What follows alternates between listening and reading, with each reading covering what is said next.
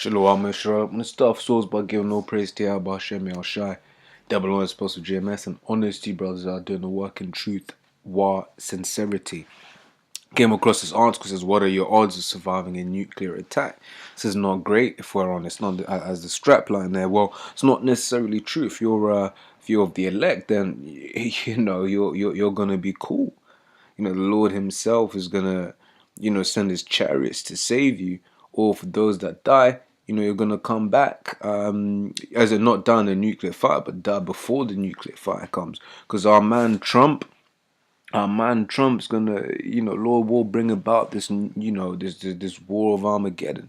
Ultimately it's the Most High, but for the rest of you people, it's bleak, man. You're either gonna survive to be put into slavery. You're gonna need people to build up Jerusalem again. You're gonna need people to put all the dead bodies from the martial law and the riots into the graves, or you're gonna be destroyed unless you're of the elect.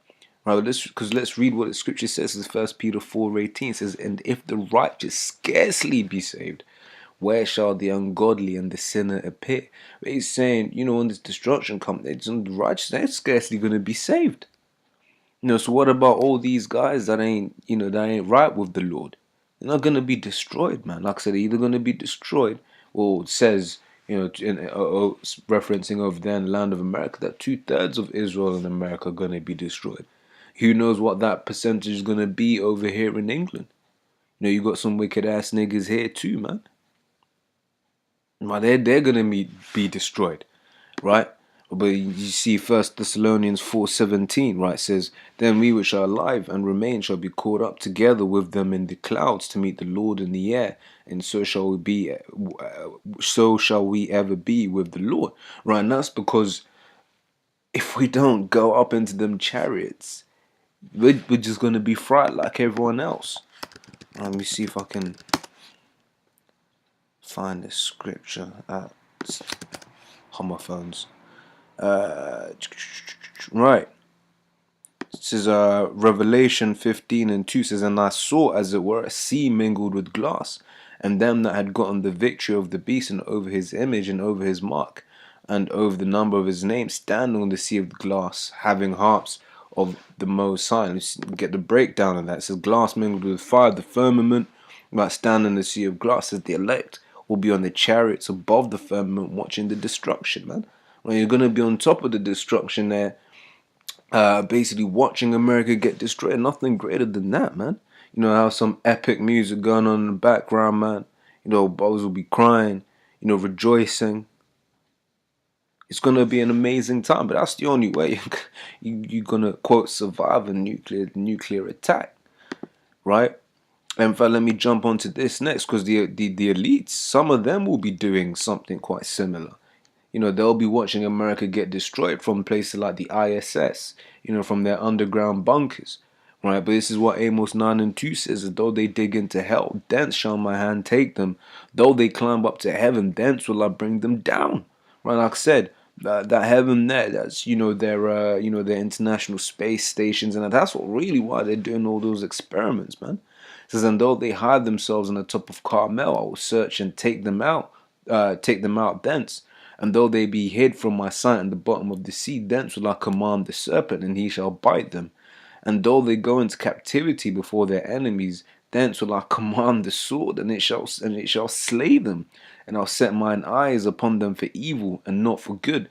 In fact, the next one to get after that is what Psalms 149 verse 8 says, "Let the high praise of the Most High be in their mouth, and the two-edged sword in their hand." Talking about Israel, man.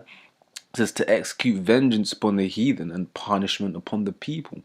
Right, as the point, it says to bind their kings with chains and their nobles with fetters of iron. So after these people, after these elites, because the everyday Edomite, they're not gonna, the higher up Edomites, the elect of Edom, they don't care about these lower level Edomites. America's gonna be destroyed. Where are all the bunkers for the lower level Edomites? There aren't any. Right, so basically these higher up Edomites that do basically make it through the destruction, right? they're gonna be bound up with what do you call it, chains and nobles and fetters of iron. You know, your Rothschilds, man, your Getty, your DuPonts, your Rockefellers, man. They got the money, they got the funds, they know what's going on. They're gonna orchestrate this war anyway, so they know where roughly where they have to hide out. But they're hiding out, man. The Lord's gonna get them, man. The angels are gonna get them. We're gonna get them. They're gonna. There ain't no escaping for them. Right? This is Jeremiah 15:13 says, because of the wrath of Yahweh, it shall not be inhabited, referring to America, but it shall be wholly desolate. But you see, in the land of America is going to be completely destroyed. There's nowhere in America where you can hide. Right? You might have your deep underground bunkers, right? But what's going to happen? You're going to have all of those nukes hitting America, right? Let's look at the geographic makeup of America. You've got, Yellowstone. You've got the San Andreas Fault. There, you've got 100 million hitting warheads hitting that land, man. That's gonna cause the Yellowstone to go off. That's gonna cause, some geographical restructuring, man. You're gonna be hitting the San Andreas Fault line, earthquakes. The land's gonna be rupturing. It's going to be a crazy time. It says, and everyone that goeth by Babylon shall be astonished and hiss at all her plagues. And that last and final plague that's going to hit Babylon is those nuclear missiles. When you read Zechariah 14 and 12, it tells you that these nukes are a plague. Right? So, like I said, just to summarize, what are your odds of surviving a nuclear attack? Well, if you're of the elect, then you're cool.